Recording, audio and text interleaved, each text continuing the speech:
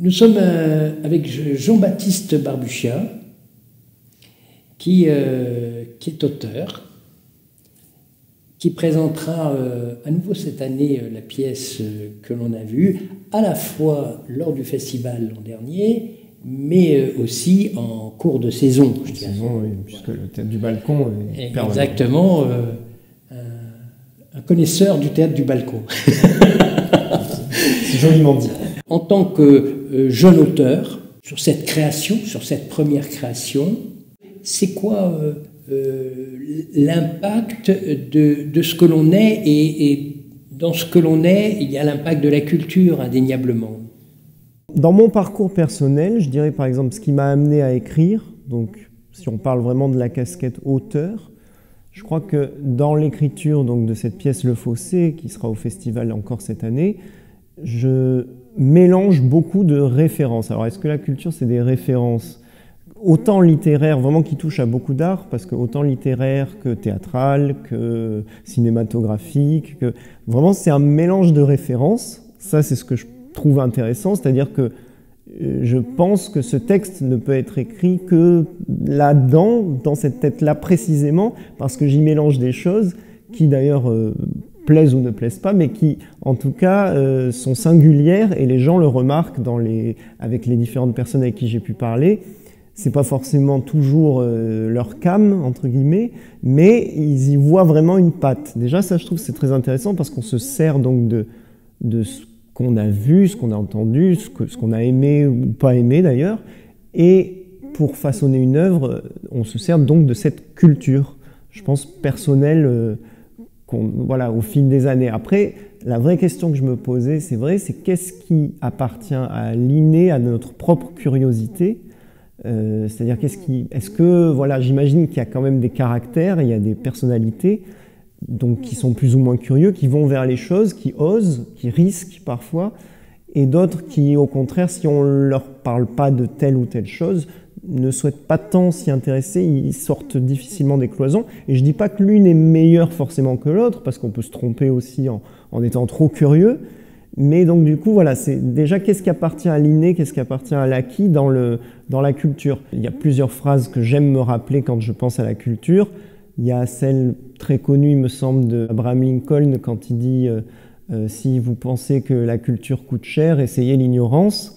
Ça, c'est une phrase que j'aime beaucoup, parce que autour de moi, et notamment en écrivant Le Fossé, donc si on revient à mon parcours personnel, quand j'écris Le Fossé, je me rends compte que en général, quand il y a vraiment un manque et d'accès à la culture et je sais pas si c'est de curiosité, parce que c'est toujours difficile de dire il n'est pas curieux, donc il n'est pas cultivé, c'est sa faute. C'est sûrement pas aussi noir que ça, enfin aussi catégorique que ça. Donc je me pose très souvent cette question, est-ce qu'on va vers parfois un monde, donc ce fossé de l'ignorance, de la certitude, parce que j'associe peut-être paradoxalement souvent l'ignorance à la certitude. Donc est-ce qu'on va vers un monde où on a des idées arrêtées sur tout, et donc un monde qui n'avance plus finalement, qui creuse ses certitudes mais qui n'avance plus, ou au contraire, est-ce que la culture nous amène vers le doute? Et pour vous, la culture, c'est quoi? Si vraiment je parle à titre personnel, je resterai quand même sur...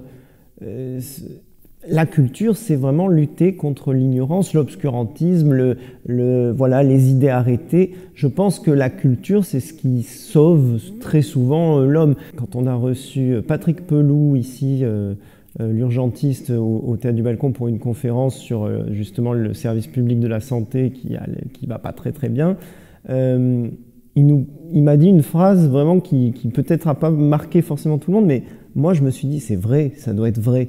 Et donc il me dit, évidemment, dans son métier, il a été au chevet, sur le lit de mort de beaucoup de personnes. Et il m'a dit, il y a deux sujets qui reviennent toujours sur le lit de mort, enfin 99%. L'amour, les proches, la famille, l'amour, et des références artistiques, culturelles, enfin, des choses qui ont touché un endroit, voilà, d'émotion. Et il me dit, c'est toujours ces deux choses-là que j'entends. C'est jamais la haine ou des idées bien précises. Ça va pas être la politique, ça va pas être tous ces sujets un peu qui sont marquants de notre époque et de toute époque, j'imagine, mais c'est toujours des sujets qui paraissent peut-être moins concrets, qu'on entend moins finalement dans le débat aujourd'hui, qui est beaucoup plus invisibilisé et qui paraît acquis en plus pour certains et lointain pour d'autres. Et pourtant, je crois que vraiment, quand on se fait une sorte de bilan de vie, peut-être parfois sur les lignes mortes, je ne sais pas comment ça se passe, on parle de ces deux sujets-là à 99%. Donc ça m'a marqué, parce que ça veut dire qu'on l'oublie peut-être et parfois on le laisse de côté.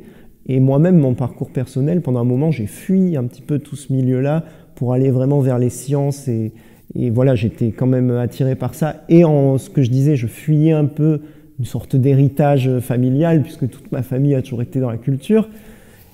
Et à un moment, à force de réfléchir aussi et de chercher du sens, je me suis dit, j'ai pas forcément à attendre le lit de mort. Je peux peut-être me mettre dedans avant, quoi. Les fondamentaux, donc amour et culture. Art, culture. Il disait, on me parle d'un tableau, on me parle d'un poème, on me parle d'un livre, on me parle d'un spectacle, d'un film, tu vois. Il lui parlait de ça, vraiment. Donc il me dit, c'est toujours l'amour, culture. Toujours. Merci. Merci à toi. Vraiment.